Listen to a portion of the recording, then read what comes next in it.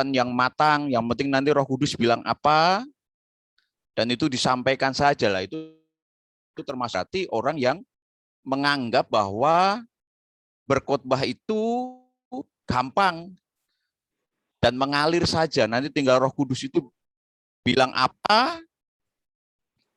Nah,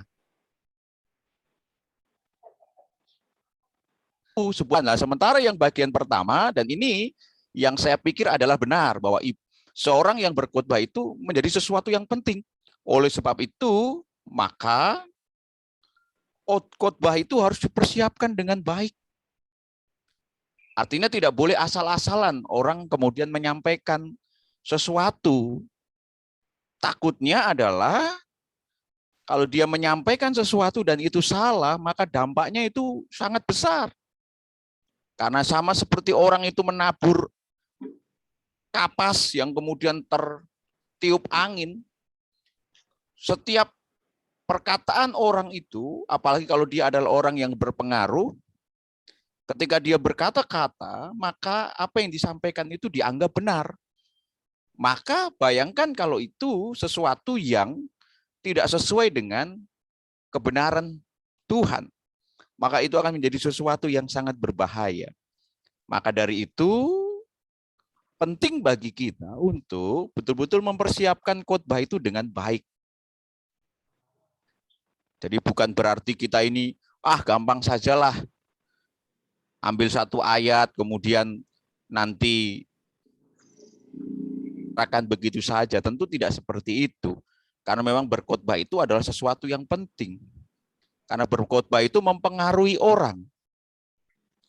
Kalau kita mempengaruhi dengan sesuatu yang benar, oke saja. Tetapi kalau kita mempengaruhi orang dengan sesuatu yang tidak benar, yang kita tidak bangun dengan sesuatu yang mendasar atas kebenaran firman Tuhan, itu yang berbahaya. Maka dua asumsi ini pilihannya adalah bagi kita yang belajar bahwa berkhotbah itu adalah sesuatu yang penting. Maka dari itu harus dipersiapkan dengan baik. Harus dipelajari, harus banyak belajar, harus banyak mempersiapkan diri, bukan asal mengalir saja itu gampang dan lain sebagainya. Tentu tidak seperti itu. Jadi kita belajar tentu untuk supaya mempersiapkan dengan baik. Nah, penting sebab orang itu harus belajar. Makanya kita ini belajar supaya kita mengerti lebih baik lagi. Ketika kita nanti mempersiapkan, kita akan mempersiapkan lebih baik lagi. Karena memang salah satu produk dari seorang hamba Tuhan itu adalah khotbahnya. Jadi hamba Tuhan itu dinilai dari apa tuh? Kehidupannya, iya, itu nanti bagian yang lain. Tetapi salah satu produk seorang hamba Tuhan itu adalah khotbahnya. Kenapa? Jemaat benar hidupnya itu karena khotbah hamba Tuhan. Makanya bagaimana khotbah itu yang disampaikan adalah kebenaran supaya dampaknya kepada jemaat itu adalah hidupnya benar. Bukan dibangun atas teori-teori manusia, walaupun itu hebat. Bukan dibangun atas kalau hari ini itu mungkin banyak yang kemudian mengangkat tentang katakanlah seperti hanya semangat saja, tapi tanpa sebuah kebenaran. Kan hari ini banyak seperti itu. Jadi katakanlah seperti Mario Teguh gitu, itu kan bagus itu. Tapi itu bukan kebenaran. Nah, sementara seorang hamba Tuhan itu membawa hidup jemaat itu sampai benar. Walaupun sehebat apapun teori, kalau itu bukan kebenaran dari kebenaran firman Tuhan, itu tidak akan pernah bisa membawa seseorang hidupnya benar. Ya. Maka dari itu penting bagi seorang hamba Tuhan bahwa produk hamba Tuhan itu adalah khotbahnya. Ketika kebenaran itu yang disampaikan, maka jemaat itu pasti akan dibawa juga untuk hidupnya benar. Maka begini, ajaran sesat itu pasti membawa kesesatan. Karena memang yang diajarkan kesesatan. Jadi betapa hebatnya buah khotbah itu sebetulnya. Jemaat kuat rohaninya, itu juga karena hamba Tuhan. Khotbah hamba Tuhan itu bagaimana mereka membawa, apalagi hari ini, dalam situasi yang dimana dunia begitu takutnya, khawatirnya mereka. Dan bagaimana dengan anak Tuhan? Di mana letak kekuatan mereka? Salah satunya adalah lewat khotbahnya hamba Tuhan itu. Supaya apa? Jemaat itu tetap kuat. Maka bagaimana seorang hamba Tuhan menyampaikan firman Tuhan dan jemaat dibawa untuk menjadi jemaat yang tetap kuat, tidak takut, tidak khawatir, tidak gentar.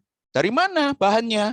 Ya dari kebenaran firman Tuhan, bukan dari bahan-bahan yang lain.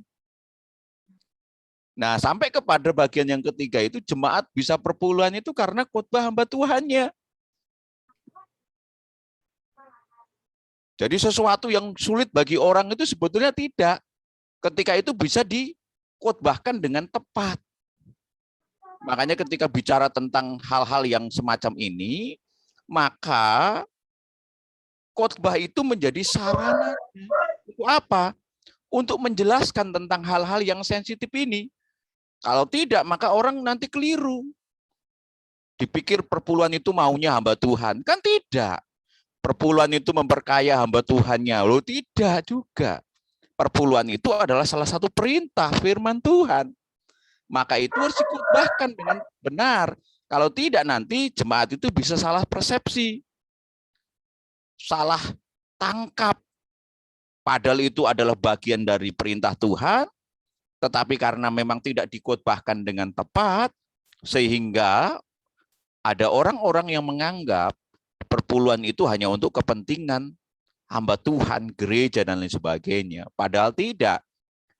Karena ketika jemaat itu bisa perpuluhan, maka sebetulnya mereka sedang membuat dirinya lebih baik. Kenapa? Dengan perpuluhan mereka akan diberkati.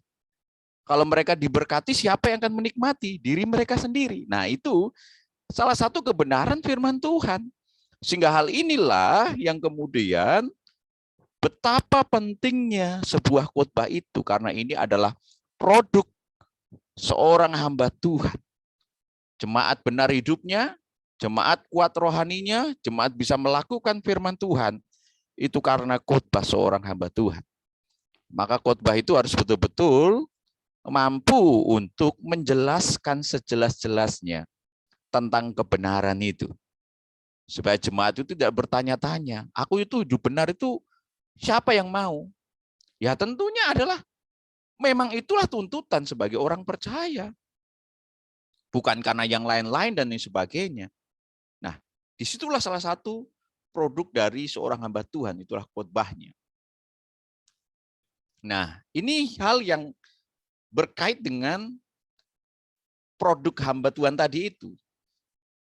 Jadi khotbah itu memang bukan hanya sebatas perkataan kosong, perkataan di mimbar. Tidak. Tetapi hidup hamba Tuhan itu adalah merupakan bukti khotbahnya. Makanya hamba Tuhan itu, kalau dia mau menjadi seorang hamba Tuhan yang baik, seorang hamba Tuhan yang benar, maka kebenaran, kekudusan, kesucian hidup hamba Tuhan harus tercermin dalam khotbahnya. Jemaat itu tidak bisa kemudian hanya diberikan kata-kata kosong. Jemaat itu mau melihat dari apa yang dilakukan oleh hamba Tuhannya. Kalau hamba Tuhannya mengajak taat kepada Tuhan, jemaat akan melihat dulu apakah hamba Tuhannya taat kepada Tuhan atau tidak. Baru mereka akan melakukan. Karena memang ini adalah khotbah itu sendiri. Jadi khotbah itu bukan hanya kata-kata hampa. Kehebatan manusia dalam berkomunikasi. Tentu itu memang Secara ilmu iya, tetapi lebih dari itu bagaimana sebuah khotbah itu hidup adalah ketika yang menjadi pengkhotbahnya atau hidup seorang pengkhotbah itu sendiri, di dalamnya ada kebenaran, kekudusan, dan kesucian. Yang itu kemudian terlihat dalam hidup dan tercermin dalam khotbahnya. Hidup hamba Tuhan itu tidak bisa ditutupi. Karena hidup hamba Tuhan itu terbuka. Jadi hidup hamba Tuhan itu betul-betul diketahui semua orang. Jadi makanya seorang yang sudah memutuskan untuk menjadi seorang hamba Tuhan itu tidak main-main. Karena apa? Dia dituntut sebuah kehidupan yang baik, yang melebihi dari rata-rata orang. Makanya menjadi hamba Tuhan itu tidak gampang, karena sedikit hamba Tuhan kok kayak gitu. Pasti kayak gitu, ya jangan kaget. Misalkan hidup kita agak nyeleweng sedikit, pasti akan seperti itu. Jangankan hamba Tuhan, anak hamba Tuhan saja kena-kena juga. Coba kalau anak-anak hamba Tuhan itu nakal, anak hamba Tuhan kok nakal, lu padahal itu anak lo ya. Kenapa? Karena hamba Tuhan itu dilihat hidupnya. Ketika ada sesuatu yang tidak sama, orang akan berkata, loh kok seperti itu? Nah, karena memang hidup hamba Tuhan itu adalah bagian dari khotbah itu sendiri.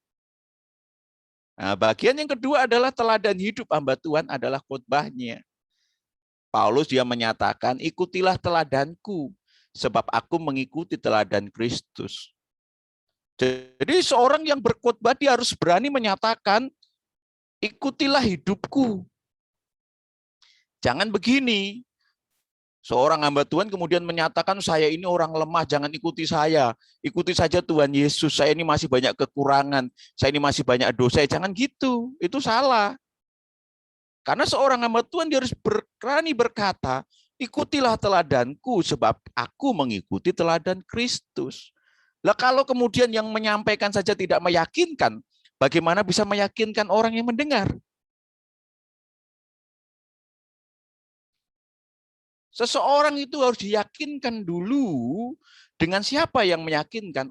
Orang yang sedang berbicara kepada dia.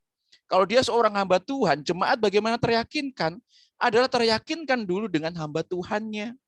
Dari mana? Dari teladan hidupnya. Jadi seorang yang berkhotbah itu harus siap menjadi teladan hidup. Jadi berkhotbah itu bukan perkara gampang. Kalau ngomong tentang kekudusan, apakah hidupnya kudus? Tidak. Oh, kalau tidak nanti bertolak belakang. Orang ngomong, dia aja enggak kudus kok ngomong kekudusan. Pasti gitu. Dia aja enggak benar kok ngomong tentang kebenaran. Karena apa? Karena memang ini khotbah itu adalah sesuatu yang hidup, di mana seorang yang menyampaikan ada tuntutan teladan hidup di dalamnya. Bagian yang ketiga adalah kebutuhan hidup sehari-hari didapat dari khotbahnya. Makanya begini, orang yang melayani Tuhan, orang yang sedang berkhotbah, dia tidak lagi bermusingkan untuk sesuatu tentang hidup karena dia tahu kalau dia melakukan tugas dengan baik, maka ada sesuatu yang dia dapat. Makanya persoalan kehidupan hamba Tuhan itu menjadi sesuatu hal yang dijamin oleh Tuhan sendiri. Makanya hamba Tuhan itu kalau dia mau melayani, jangan takut nanti aku makan apa.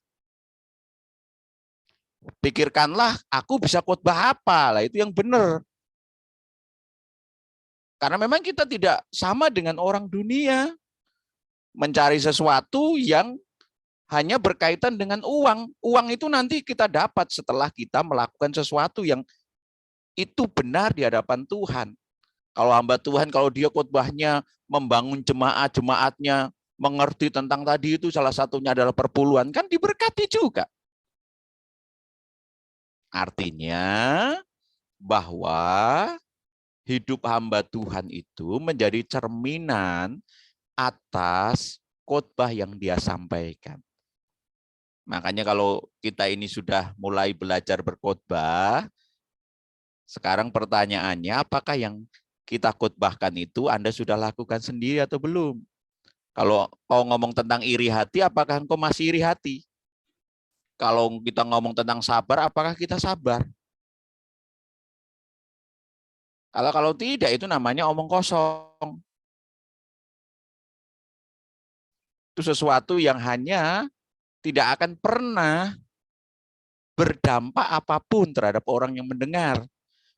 Bayangkan begini, seorang yang menyampaikan kebenaran firman Tuhan, pengkhotbah, dia akan mendapatkan berkat secara pribadi dari apa yang dia sampaikan. Karena apa?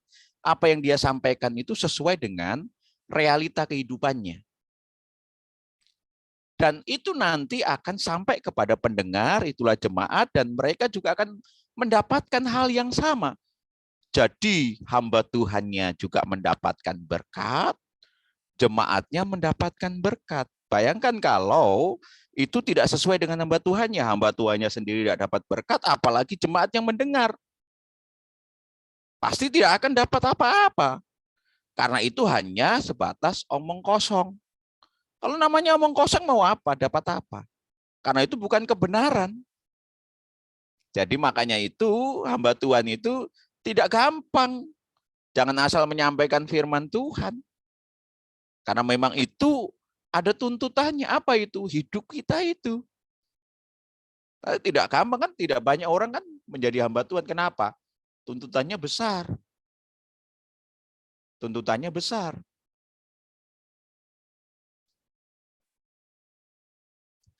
Nah ini, bahaya ketika khotbah disampaikan tanpa persiapan. Itu tadi orang-orang yang menganggap bahwa khotbah itu tidak usah persiapan lah. Nanti kalau di mimbar, nanti tinggal Tuhan doa, Tuhan mau sampaikan apa. Nanti Tuhan tunjukkan ayat apa. Nanti tinggal kita ngikuti saja. Nah ini bahaya. Karena dampaknya bahayanya apa? Hampa atau kosong. Jadi tadi saya ngomong, tidak ada sesuatu yang akan diarah. Karena memang sesuatu yang kosong.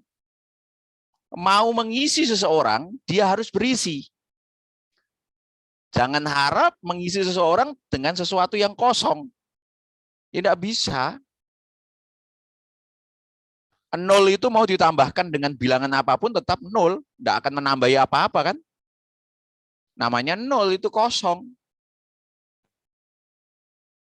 Nah bagaimana ketika yang kosong itu mau berharap bahwa apa yang disampaikan itu nanti memberkati orang, menguatkan orang tadi itu, membuat hidup jemaat itu benar. Bagaimana yang disampaikan kosong kok? Kenapa kosong? Tanpa persiapan. Seadanya. Nggak bisa. Jadi kalau orang mau menyampaikan firman Tuhan betul-betul harus dengan sebuah persiapan. Karena begini, Alkitab itu tidak bisa dimengerti secara penuh tanpa pimpinan Roh Kudus. Kita memang mempersiapkan sesuatu, tetapi memang ada peran Roh Kudus untuk menerangi sesuatu yang memang tidak bisa dipahami oleh manusia. Maka di situ orang menyampaikan firman Tuhan, dia perlu bergumul lewat doa, persiapan dengan baik. Nanti Tuhan kasih sesuatu tentang hal-hal yang memang tidak bisa dijangkau dengan pemikiran kita. Tetapi apalagi bayangkan kalau tanpa persiapan. Dapat apa? Tidak dapat apa-apa. Yang kedua yang paling bahaya juga adalah menyesatkan. Nah ini bahaya. Sebab sesuatu yang tidak dibangun dengan baik, dengan dasar yang baik itu akan menyesatkan orang. Banyak orang kan kemudian tersesatkan dengan orang-orang yang menyatakan diri menyampaikan firman Tuhan, tetapi yang disampaikan justru hasilnya adalah penyesatan. Kenapa? Karena salah satu bagiannya adalah mereka tidak membangun di atas kebenaran firman Tuhan, tetapi membangun sesuatu dari akal mereka sendiri. Jadi orang berkhotbah itu seharusnya adalah menggali dari kebenaran firman Tuhan, dan kemudian kebenaran firman Tuhan itulah yang diangkat keluar. Jadi orang sumbernya itu hanya pertama yang paling penting adalah Alkitab itu. Nah hari ini orang banyak berkhotbah itu Dari pengalaman-pengalaman, dari kesaksian-kesaksian, baru dicarikan ayatnya. Nah, ini yang bahaya karena apa? Karena tidak semua apa yang disampaikan dan terjadi pada manusia itu semuanya benar. Nah, makanya kalau kemudian nanti muncul ajaran, ada seorang yang kemudian menyatakan, dia yang punya lift ke surga. Coba cari di Alkitab, ada tidak? Ada tidak yang Alkitab menyatakan seperti itu?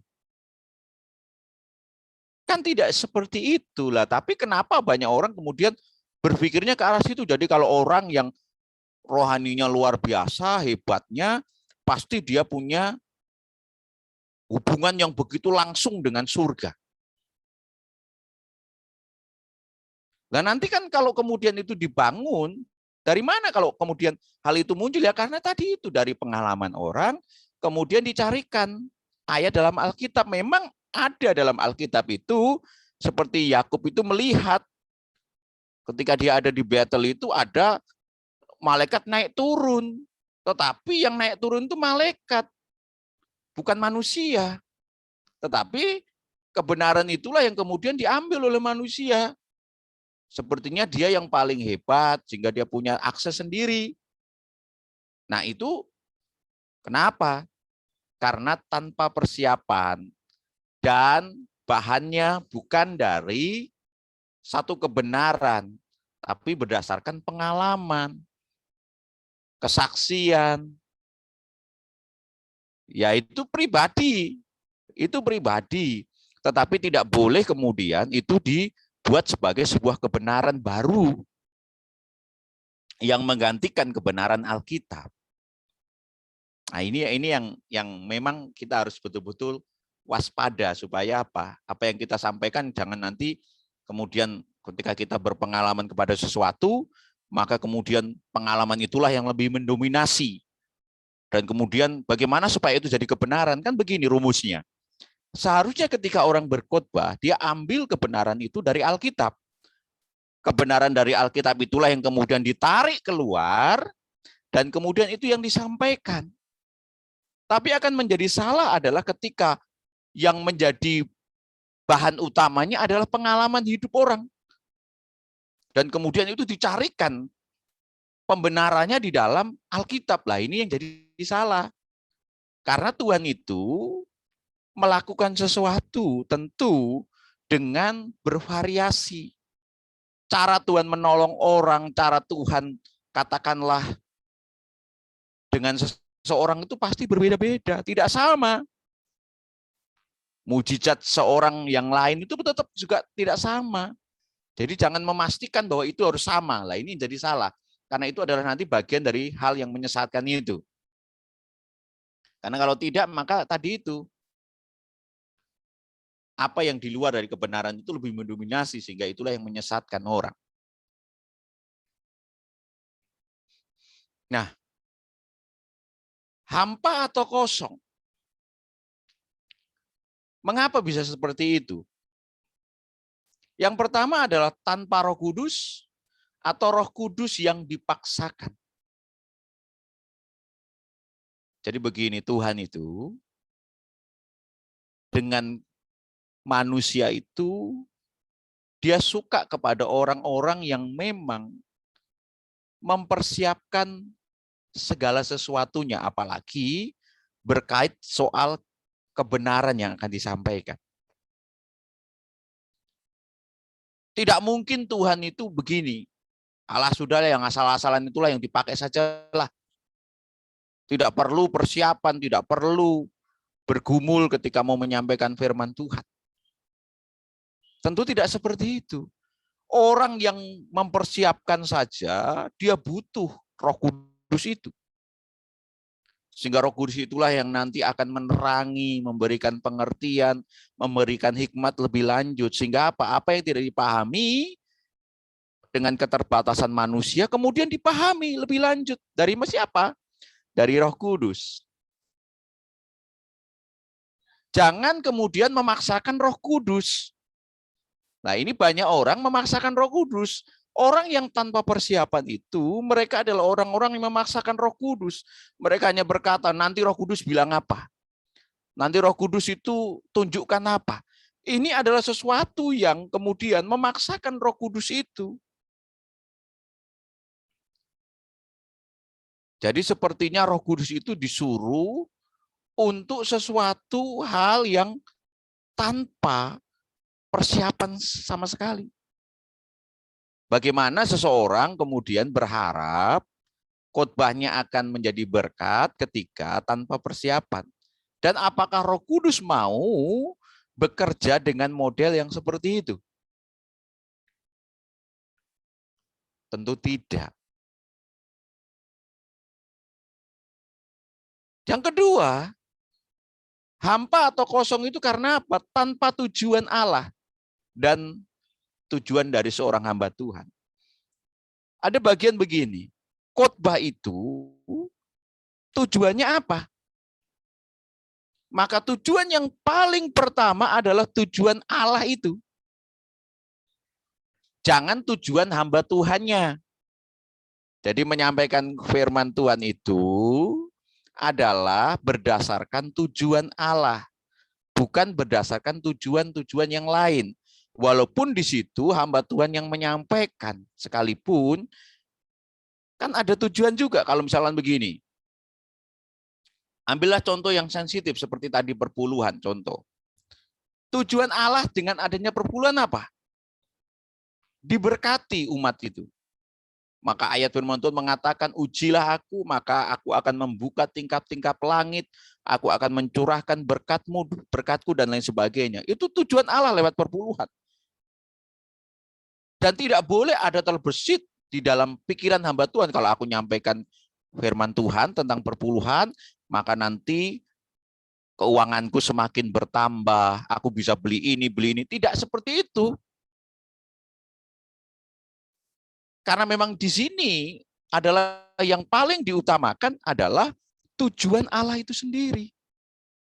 Coba kalau tanpa tujuan.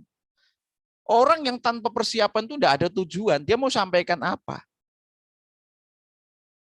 Mau dia hanya mengalir saja. Mengalir itu artinya kemana belokannya, dia akan berbelok di situ. Ke kanan, ke kiri, ke kiri. Itu kan bukan rumus Alkitab sebetulnya. Rumus Alkitab itu adalah lurus. Sesuatu yang memang arahnya itu jelas.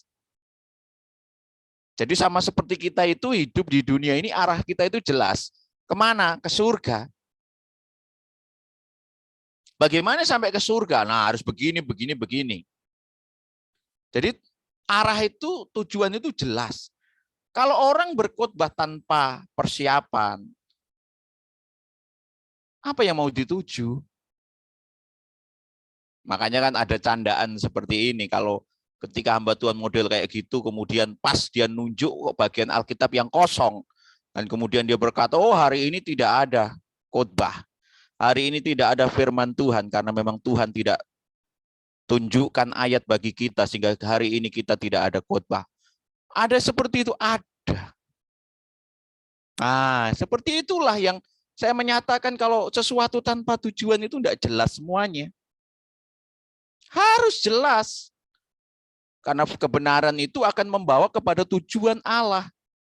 Jadi kalau kebenaran disampaikan dan tujuannya jelas, itu yang akan membuat sebuah berkat luar biasa. Orang yang mendengar itu, wow, dikuatkan luar biasa. Nah, bagian yang ketiga, kalau itu adalah sesuatu yang tanpa persiapan, hampa atau kosong dalam pengertian ini adalah dia hanya akan sebuah teori saja. Dia hanya akan sebuah jadi cerita atau jadi pengalaman pribadi. Kebenaran firman Tuhan itu bukan teori. Kebenaran firman Tuhan itu bukan cerita. Kebenaran firman Tuhan itu bukan pengalaman pribadi seseorang. Tapi kan banyak hamba Tuhan itu khotbah itu yang diceritakan apa coba? Malah ini pengalaman-pengalaman pribadinya. Ada hamba Tuhan itu kalau khotbah itu saya sampai hafal itu. Kalau khotbah itu cerita dia kemana, naik apa, beli apa. Ini khotbah toh. cerita pengalaman pribadi. Ambil satu ayat, tapi nanti isinya tidak itu. Waduh. Nah inilah, karena khotbah itu tanpa persiapan itu sebetulnya. Hanya mau pamer saja. Wah saya dari ini. Wah jangan seperti itu kalau khotbah. Khotbah itu sedang menyampaikan kebenaran. Betul. Jadi bukan kemudian pengalaman-pengalaman pribadi, cerita dan lain sebagainya. Ini berbahaya. Karena memang banyak orang kemudian jatuh di sini. Jadi membangun sesuatu hanya sebatas teori saja. Ingat, sehebat apapun teori itu bukan kebenaran. Kebenaran itu adalah firman Tuhan itu saja. Tidak ada yang lain. Nah, ada orang beranggapan seperti ini. Tidak perlu persiapan, karena kalau orang persiapan itu, hal itu menandakan kurangnya iman. Wah, ya memang kalau ngomong dengan orang-orang model kayak gini memang sulit. Karena memang mereka beranggapan segala sesuatu yang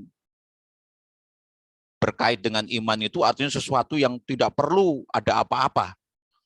Nanti jadi apa-apa. Memang iman itu kayak gitu, tapi jangan kemudian dikaitkan dengan hal-hal yang memang membutuhkan sesuatu, yang memang itu persiapannya harus luar biasa. Jadi kemudian tidak boleh orang asal-asalan. Jadi kalau orang persiapan itu dibilang tidak ada iman, kurang iman dan lain sebagainya. Orang-orang yang semacam ini cenderung menganggap bahwa iman yang sesungguhnya tidak begitu memerlukan persiapan pikiran, lalu berdiri begitu saja di hadapan jemaat, percaya bahwa Tuhan akan mensuplai kata-kata untuk dikhotbahkan. Ngomong dengan orang itu perlu sebuah persiapan. Bagaimana mungkin orang kemudian hanya berharap kepada, kemudian ketika sudah ada di mimbar, maka kemudian segala sesuatunya dari Tuhan. Kata-katanya, titik komanya. Jadi sepertinya orang itu kayak robot saja di atas mimbar, kemudian Tuhan yang menggerakkan semuanya. Tentu tidak seperti itu. Tuhan itu beri kepada kita pikiran, supaya apa? Kita berpikir. Nah, tugas Tuhan apa? Tugas Tuhan itu tetap mengontrol pikiran kita. Jadi jangan kemudian meniadakan pikiran kita. Kita beranggapan bahwa kita ini, ya sudahlah, nanti Tuhan katakan apa, itu yang saya katakan. Ya kalau Tuhan tidak berkata apa-apa bagaimana? Kalau Tuhan diem saja, nanti kemudian pengkhotbah hanya diem saja. Kenapa ya kok diem? Ya Tuhan tidak berkata apa-apa. Jangan seperti itu. Kalau kita berkhotbah ya kita harus betul-betul dengan persiapan yang sangat luar biasa. Ayat kitab suci favorit bagi orang-orang semacam ini memang mereka juga mengambil dalam Alkitab loh. Jangan dipikir kalau orang malas itu juga kadang-kala yang ngambilnya ayat supaya dia jadi benar. Betul. Benar, luar biasa. Saya udah pengalaman, Pak. Betul. Jadi ada hal-hal yang memang satu hal yang tidak benar pun kadang-kala diambil untuk kebenarannya itu dari Alkitab. Wah, Alkitab kan boleh melakukan seperti Yesus saja rambutnya gondrong. Jadi boleh juga gondrong dong. Wah, itu namanya orang model kayak gini. Nah, artinya jangan mencari pembenaran dalam Alkitab kalau untuk sesuatu yang tidak benar. Benar. Nilai dari moral saja tidak bisa, apalagi dalam kebenaran. Tetapi memang ada orang-orang yang semacam ini. Jadi konteks Mazmur dalam 81:11 itu secara keseluruhan menunjukkan bahwa ini tidak ada hubungannya dengan pemberitaan firman Tuhan sama sekali. Nah, tapi kan memang orang mau membenarkan diri kan seperti itu. Oh, tidak perlu persiapan. Oh, itu kitab Mazmur mengatakan, oh aku akan membuat mulutmu itu penuh, buka mulutmu lebar-lebar. Nah ini tidak ada konteksnya dengan itu. Nah, tetapi karena memang orang mau cari pembenaran, ya apa saja jadi benar kan gitu. Yang penting ada Alkitabnya saja. Betul. Makanya Alkitab itu harus betul-betul dikhotbahkan dengan benar. Kalau tidak nanti ya seperti ini ceritanya. Kecenderungan untuk mengabaikan konteks Alkitab dari kitab suci biasanya dilakukan oleh orang yang berpandangan demikian. Orang yang punya pandangan tidak perlu persiapan. Yang menolak dikatakan sebagai orang yang tidak bertanggung jawab dan bersikap kurang matang. Jadi memang orang-orang seperti ini adalah orang-orang yang maunya ya tetap benar walaupun yang dilakukan kurang tepat. Orang tipe seperti ini adalah orang-orang yang berbicara omong kosong. Jadi sesuatu yang tanpa persiapan berkaitan dengan khotbah. Tadi saya mengatakan orang itu hanya akan bicara omong kosong saja. Karena memang khotbah itu bukan hanya teori, ngomong, yang penting pintar ngomong. Enggak. Karena memang bagian dari seorang penyampai firman Tuhan adalah termasuk di dalamnya hidup itu. Jadi kalau saya boleh mengambil satu kunci begini. Sebelum itu dikhotbahkan, apakah seorang pengkhotbah sudah melakukan itu terlebih dahulu? Apa yang dia sampaikan? Kalau dia mengajar tentang kita harus merendahkan diri, apakah dia sudah melakukan merendahkan diri itu? Karena itulah yang nanti menjadi berkat. Kalau tidak, lah orangnya aja sombong. Bicaranya tentang kerendahan diri, ya enggak cocok. No. Pada kenyataannya kan banyak seperti itu. Bagaimana orang yang sepertinya itu bertolak belakang, tetapi ya santai-santai saja. Karena apa? Menganggap itu hanya sebatas teori. Nah, padahal tidak seperti itu seharusnya. Nah, yang kedua bahayanya tadi, yang hampa atau kosong sudah saya jelaskan. Yang kedua adalah menyesatkan ini. Kenapa bisa menyesatkan? Kalau khotbah itu tanpa persiapan, maka tanpa adanya kebenaran Allah yang digali. Firman Tuhan itu yang punya maksud pengertiannya adalah pribadi Tuhan. Jadi kehendak Tuhan, kemauan Tuhan, semuanya ada di situ. Bagaimana kita bisa ngerti kemauan dan kehendak Tuhan tanpa kita menggali kebenaran itu sendiri? Jadi Alkitab itu sesuatu yang seharusnya menjadi bahan untuk seorang pengkhotbah menggali kebenaran itu. Kalau dia kemudian dengan segala usahanya, dengan segala kepintarannya, dia berusaha untuk menggali dan belum juga katakan ada hal-hal yang dia tidak paham, maka disitulah dia perlu berdoa. Memohon supaya Allah yang punya kehendak dan tujuan tadi itu, maksud itu, dia memberitahukan itu kepada kita. Nah, itulah perlunya seorang menggali kebenaran firman Tuhan itu. Supaya ngerti persis. Jadi antara isi kebenaran Alkitab dengan apa yang kemudian nanti akan dikhotbahkan itu sama. Bukan kemudian berbeda. Yang kedua adalah menginterpretasikan atau menafsirkan Alkitab secara salah. Ini berbahaya. Jadi kalau orang kemudian menafsirkan Alkitab semaunya sendiri, menurut dia, wah ini yang jadi salah. Karena menginterpretasikan itu bisa membawa kepada sesuatu hal yang itu akan mempengaruhi orang. Pernah tidak membayangkan yang dipelajari satu Alkitab, tetapi kenapa doktrinnya bermacam-macam? Di mana letaknya? Di dalam menafsirkan ini. Di dalam menginterpretasikan Alkitab itu. Maka orang banyak ribut. Wah, harusnya seperti ini, seperti ini. Sudahlah kembali kepada Alkitab saja. Alkitab bilang apa?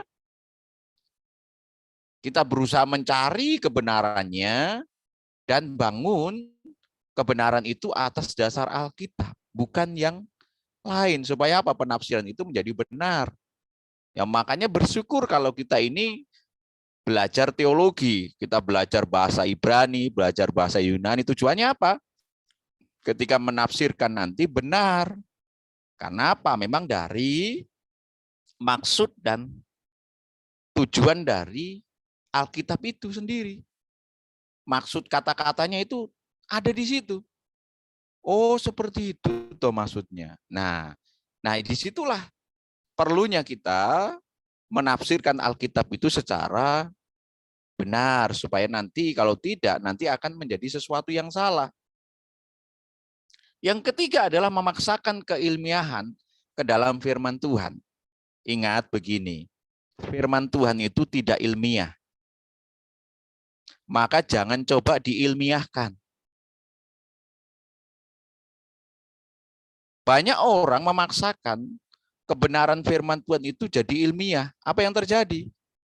Ya malah jadi orang tidak percaya. Mengapa banyak teologi itu kemudian menyatakan, oh tidak percaya mukjizat. Kenapa?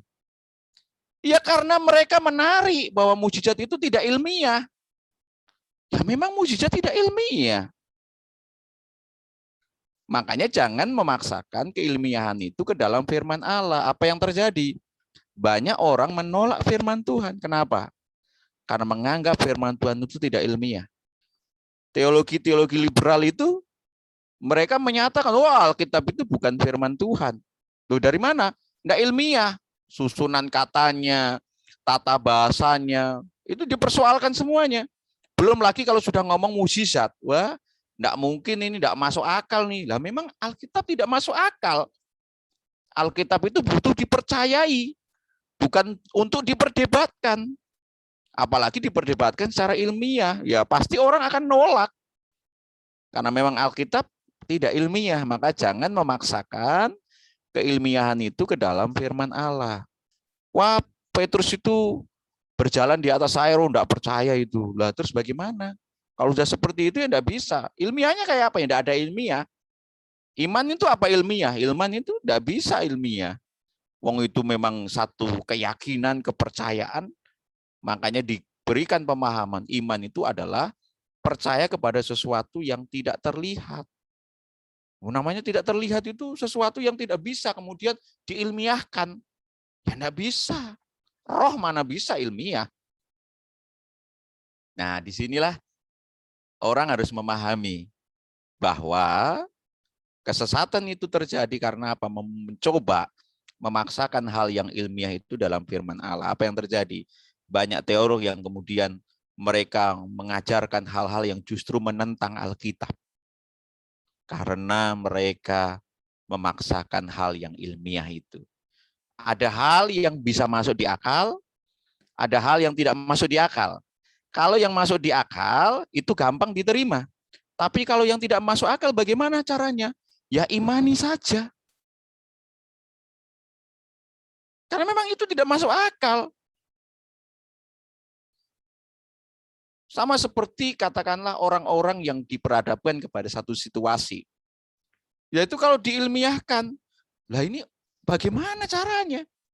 Kalau kemudian seorang hamba Tuhan datang kepada janda Sarfat yang dalam keadaan yang tidak ada, masanya sulit, tidak punya apa-apa, yang dia punya hanya sedikit. Lah kok Tuhan suruh datang kepada dia dan kemudian suruh melakukan sesuatu? Ya kalau dia datang kepada orang kaya itu ilmiah. Kalau dia datang kepada orang miskin yang tidak punya apa-apa, ilmiahnya di mana? Tidak masuk akal ini Tuhan. Ya memang tidak masuk akal. Karena memang itu ujung-ujungnya adalah bagaimana seorang janda itu menanggapi apa yang dikatakan Tuhan, dan dia meyakini kalau engkau melakukan terlebih dahulu, maka pemeliharaanmu itu akan ada. Maka buatlah dahulu untukku, nanti ada untukmu. Itu enggak masuk akal, enggak masuk akal. Wong itu cuma hanya untuk satu orang. Lah kalau itu dikasihkan kepada hamba Tuhan, ya habis tuh. Bagaimana untuk dia? Tapi karena dia meyakini itu kebenaran, dan dia melakukan itu, maka dia dipelihara. Nah itulah kebenaran. Enggak masuk akal ya, enggak masuk akal. Nah oleh sebab itu orang yang sesat itu karena memaksakan hal yang ilmiah ke dalam firman Allah. Oh, enggak bisa, itu enggak bisa lah. Itu kalau orang kebanyakan ngomong enggak bisa itu karena ilmiah. Seharusnya orang percaya itu ngomongnya bisa, pasti bisa, pasti bisa. Kalau orang ngomong oh, enggak bisa ini, wah sulit ini. Kenapa? Karena terlalu ilmiah.